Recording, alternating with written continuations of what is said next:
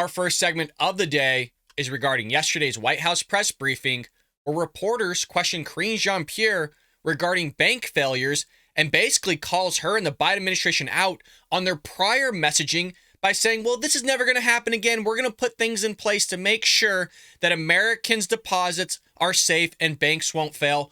Wait till we get into it, folks. As always, support a true American patriot by hitting that like and subscribe button. Leave us a short, sweet comment down below. Your help and support would be greatly appreciated. Let's go ahead and roll it. On First Republic, is this it? Are you bracing for more banks to fail? So let me lay out a couple of things, as we haven't really had an opportunity to speak to this on the record. So as you saw, today's actions ensure the continued resilience of the banking system, including at community and other banks, which are vital to the American economy, small businesses, and workers as well. All First Republic insured and uninsured deposits are being assumed by J.P. Morgan Chase. The American people and American businesses can continue to have confidence that their deposits will be there if they need them. At the same time, these actions are being taken in a manner that ensures that the First Republic, which was severely mismanaged, is being held accountable. While depositors are being protected, shareholders will entirely lose their investments.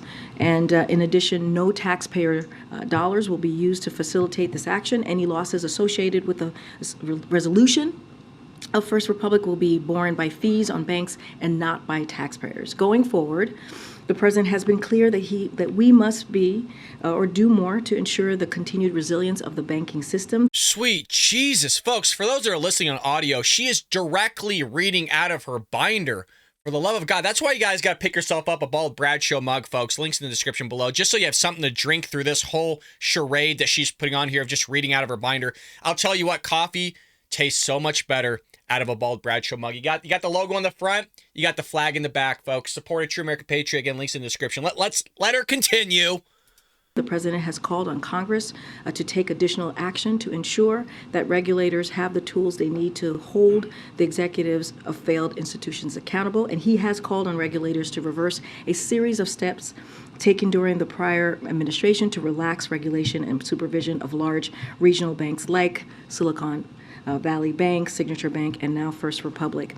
Look, the president wanted to make sure that any losses will be borne by fees on banks and not taxpayers. That was the directive that the president gave, and that is the action that you have seen the FDIC take and regulate. Maybe I'm misunderstanding this just a little bit, but when she said that these fees are going to be put on the banks and not the taxpayer, J.P. Morgan Chase is one of the largest banks in the world, which just makes the balloon even more. And that kind of gets brought up in this White House press briefing as well, because Joe Biden was against that whole idea, but now they're all for J.P. Morgan Chase buying First Republic Bank out and basically just acquiring all their assets or absorbing all their assets and everything behind it. Well, I just find it interesting because wouldn't those fees, yes, they're being incurred by the bank, but wouldn't the bank pass that on to the consumer? So in a nutshell, yes, it's not going to all taxpayers, but it's just going to the customers that are ones of J.P. Morgan Chase. Maybe I'm misunderstanding it. Let me know in the comment section below if I'm not, but that's the way I'm reading it, is that if you're a customer of theirs, you're about to incur a little bit more of a fee here by absorbing First Republic Bank. The president today also said we have to be able to make sure that we're not back in this position again, saying I think we're well on our way to be able to make that assurance. Beyond, calling on Congress to take these steps, as you just mentioned, what steps are you taking to avoid this from happening again? I guess, why so confident? So look, we're very confident because we have put forward tools, five specific tools that I can speak to that the president wanted to make sure that were out there. Again, we have taken decisive and forceful actions these past several weeks to make sure that the banking system is in a stable position, and that's what you've seen. Just get it out of your mouth. And I would like to point out, folks, there's not much that they or Congress can really do. I mean, there's some mechanisms they can, but I love the fact that the Biden administration was saying, well, this isn't going to happen again. We're going to put measures in place. Oh, by the way, we're bailing everybody out, but we're going to say that we're not. Okay, we're not bailing everybody out. You did bail everybody out, which just shows that people are going to still make stupid lending practices, which we just saw in First Republic Bank. And we saw it with Credit Suisse, and we saw it with others, with the Silicon Valley Bank. And they're going to continue to do that because you're enabling that type of behavior by not allowing these banks to fail and allowing them to either be absorbed by another bank or again, just continue their stupid lending practices because you're enabling, again, that lending practice of which they were doing before. This administration do. Look, first, the FDIC quickly took control of Silicon Valley banks and Signature Bank's assets and protected all depositors at both banks without putting taxpayer dollars at risk. There you go. That's what I just said. So you're enabling this stuff. You're enabling these practices by these banks because they know that you're just going to bail them out. And then you have the tenacity to go, well, the taxpayers aren't bailing them out. Yes, they are. Yes, they are.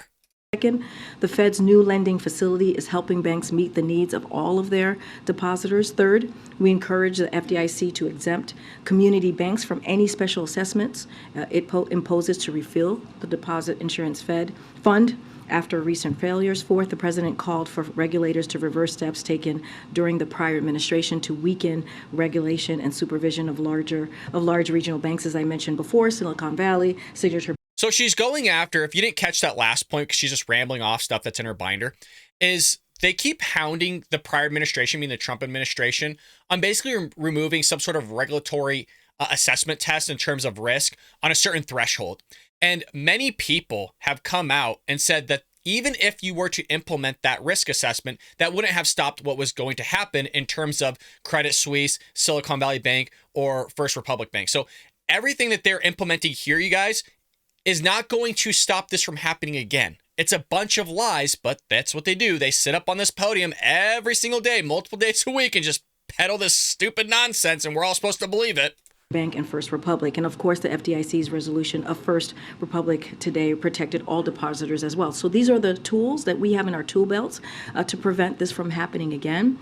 But as you have seen over the last couple of weeks, we have taken decisive and forceful actions. And of course, we're going to be continuing to monitor this. This is something that the FDIC is monitoring, but at the direction of the president.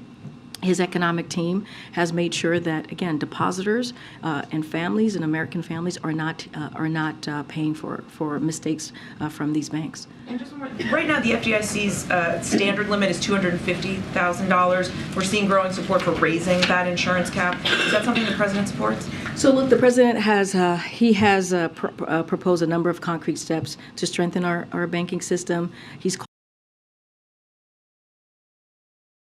going back to the binder on this question. By the way, even if you are unsure of the answer, it's a safe bet to think that the president would want to increase the FDIC insurance on your deposits of more than $250,000, especially with the inflation rate or things going in a different direction. You got wage increases happening. I mean, this goes way beyond even the conversation of the show. But even if you look at the wealth that's been absorbed by prior generations and the future generations, they're about to inherit that wealth. It'd be probably a good idea to actually increase the FDIC insurance. But again, that's for a whole different video. But it's a layup of a question is what I'm pointing to here. She's going to her binder for a layup question. Two answers. I'm not sure. Haven't spoken to the president about that yet, but I'll make sure I take it back to him after this press briefing. Or, yes, he does think it has to be increased. As far as to how much, we're unsure. It's something that we are thinking about. It's been happening on conversations with our experts. You know, however you want to phrase it. I'm not the White House press secretary. I'm a guy doing this out of my freaking closet. But you understand what I'm saying. She just can't do it. She can't do it. And by the way, I heard rumors a long time ago, and we did cover this on the Will Brad show, that when Joe Biden was going to announce his reelection, word was that she was going to step down. So I'm waiting, and I heard May. Okay, this was way back when. This was probably like 6 months ago, maybe 4 months ago. So I'm expecting at some point during this month, she's going to at least announce that she's going to leave. I don't know. Let me know what you think about that one in the comment section below. Do you think she's going to announce that she's going to step down? God, get out while you can, lady, please. Called for regulators to reverse the steps taken, as I mentioned, and he's called for Congress to take action, additional action, so to ensure that regulators have the tools that they need on top of the tools that he's put forward. And and the president's economic team is. I'm done with this segment. We're going to continue with the White House press briefing. Don't get me wrong, but I'm just done listening to her ramble and read and not answer the same question or give the same answer to a question that was never asked, but she's going to answer the same question that was prior in the second question, of which had nothing to do with what she was just talking about, but everything to do with the first question. You know, so here we go. I hope you enjoyed that clip from the Bald Brad Show. If you did, make sure to hit that subscribe button so you can stay up to date on all our future content.